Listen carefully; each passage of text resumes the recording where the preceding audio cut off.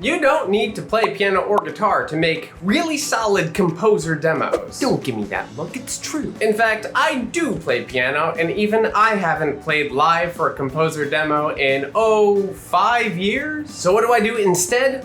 I'm so glad you asked. Too many writers I talk to either have 0 demos or they have spent way too much money making these beautiful, fully polished studio recording demos. And other writers will say to me that they can't make demos because they don't play piano or guitar or have any of those instrumental skills. But I'm here today to tell you that you do need demos and you don't need to know how to play piano or spend boatloads of cash to have those demos come to fruition. For those of you who don't know what a composer demo is a certain type of demo used generally pretty early in the process, though really can be there throughout the entirety of development, and it is a type of demo that is made by the writers of the show. Now, the purpose of these demos is not to put them out into the world as these beautiful, fully polished things so that we can sell the show. It's not about selling the show to an audience. This is about representing the show in a way that you intend as the writer, so that people who are going to be doing readings or listening into materials, especially pitch package materials, so they can visualize what you visualize and hear what you were putting on the paper to begin with. Because let's be real, the only people who are going to give the true intentions of what's behind the writing is, well,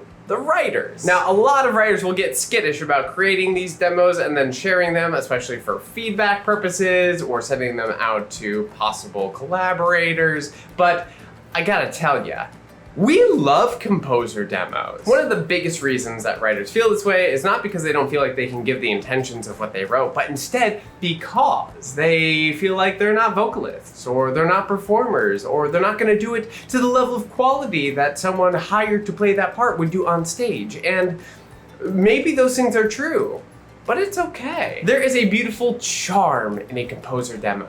We will never again hear what you intended unless you put it into a recording. So not only do we get to learn so much about what you were thinking and how you plan for your material to be performed, but also we get to hear the passion and the excitement behind the music. And no one is ever going to be as passionate about your project as you are. I mean, let's look at the fact that we have composer demos of Stephen Sondheim that still float around the internet. If you've not listened to them, you need to go listen to them. They're so wonderful and charming, and he was famously not a singer, but he adds so much to what he was writing when he sings it himself. We love those things. They're so great. It's so good. But the other main reason people get skittish is, well, they don't play an instrument. And they ask that question of, well, how am I going to make a composer demo if I can't play the thing? This is where technology comes in to help us out. It can solve this problem, and you don't have to pay for the fancy tech either.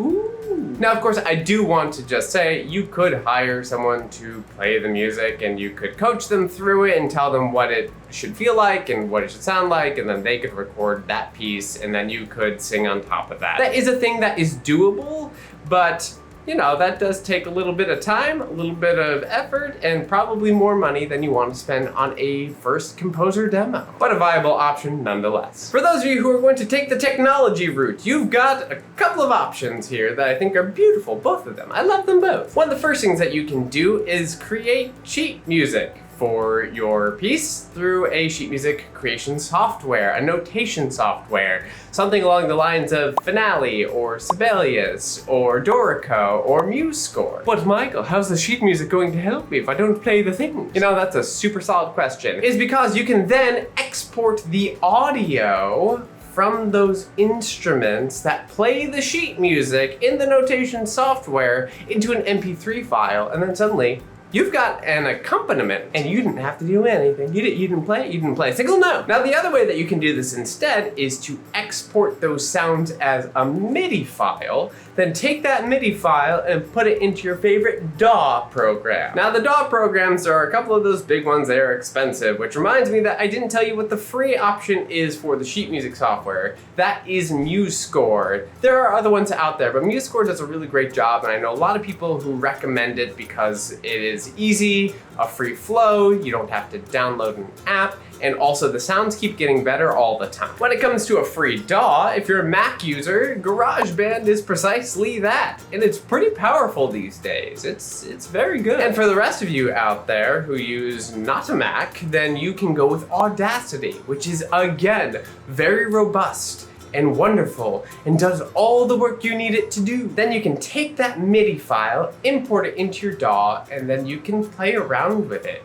You can change your tempos. You can change how long something's held. You can change the sounds of the instrument that is going to play a certain thing. You can split it up, or you can just literally import it and stick it into a piano sound and say, okay, we're good. No matter which of these two routes you take, once you have your track in your DAW, then you can play around with what it sounds like. Now, I don't mean the instrumentation. We did that with the MIDI file already, and with the MP3, you're not gonna change the instrument because it came in the way it sounds, but instead play with all the other controls that you have in there. Now, you don't have to do this, but I like to.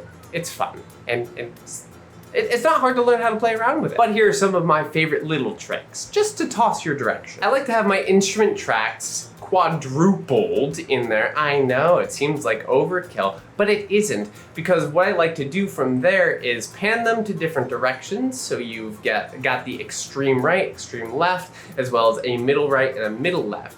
So you can then play with what tones are being brought out. So that far left will have the rich, warm, low tones being brought out, and the high right will have more of the high tones. And you want to just play around with what it sounds like in each of these ranges, so it sounds like a full experience of the instrument and not just one thin line. I also love playing around with the amount of echo and reverb because it makes it sound like it's in a certain type of room or not, and there's nothing wrong with that.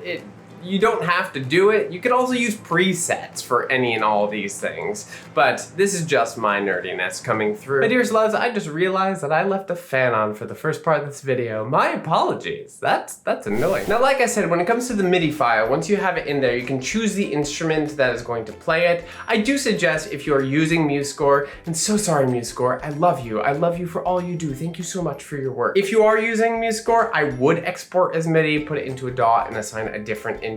Hopefully one of the native instruments creates a sound that you enjoy enough to utilize, but most likely it's gonna sound better than what MuseScore is giving you. Not that the sound is bad, it isn't, just if you want to enhance a little bit. And for those of you who do want to play around with the sounds, whether it's for your instrument or your vocal track, using presets, a noise gate, equalizer, however you want to do it, any of the effects, you can find easy tutorials for these things online. Honestly, that's how I learned most of it, and at any time that one of these softwares has an update, I still go to the internet and say, hey internet, help, please. Okay, now you have your track set and settled. So what do? You sing along. Now, if your computer comes with a great mic, that's awesome. Feel free to utilize it. I feel like most computers these days do not come with great microphones, so you probably need something external. However, what does have a great microphone is probably the phone in your pocket. A lot of people don't think about this for some reason. I'm not sure why, but especially the iPhone, since about the iPhone 10 or 11, have had really excellent onboard microphones that work. They work well, actually. For me, I like to use my USB microphone that I just plug into my computer, and it's beautiful and wonderful and does a lot of great things. I use a Samsung G-Track Pro, but I know that the Snowball is also a great choice that a lot of people utilize. You do you. By the way, if this video has been helpful to you at all today, would you mind giving it a little like so it can spread to more wonderful people like you? Thanks. Okay, once you have your microphone set up, done, and ready to go, then all you need is a quiet enough place to record. Not that there can't be some ambient sound in the background. It's a composer demo, no one's gonna cry about that, but at the same time, if we can get a quiet space, that's all the better. Soft goods in your space will help absorb sound. So I know sometimes when people are using their phone as their microphone, they will literally just stick their heads and their phone inside a closet and they will sing into it so that they're surrounded by soft goods. But basically, you just need to put on some headphones so you can listen to your instrumental track and then sing along. Do make sure that your headphones are not being picked up by the microphone, which can happen. It's not the end of the world if it happens. It does make it a little bit harder to mix afterwards if you plan to mix, but You also don't have to mix. I do tell people feel free to do 3 takes, and I suggest try not to do more than 3 takes because this is not about perfection. This is about feeling comfortable enough with the product that you can then utilize it for these very specific purposes. Once you feel comfortable with your vocal, you're gonna put it into your DAW against the instrumental, make sure everything lines up, it all sounds good, do some zhuzhing, do some tweaking, make sure that it sounds volume-wise equal, and then hey, you did it. As I said, you can do some last minute editing and mixing if you feel like it, and do a little EQing, add in some extra effects, make sure the volume adjustments are as you'd like them to be. But really, at this point, you're ready to go. So what do? You export the thing as an MP3 file, and voila. You've got yourself a composer demo, and you played no instruments. No piano, no boatloads of cash, and here you are giving us a taste of what you imagine your music to be in a demonstration that we can then go off and listen to.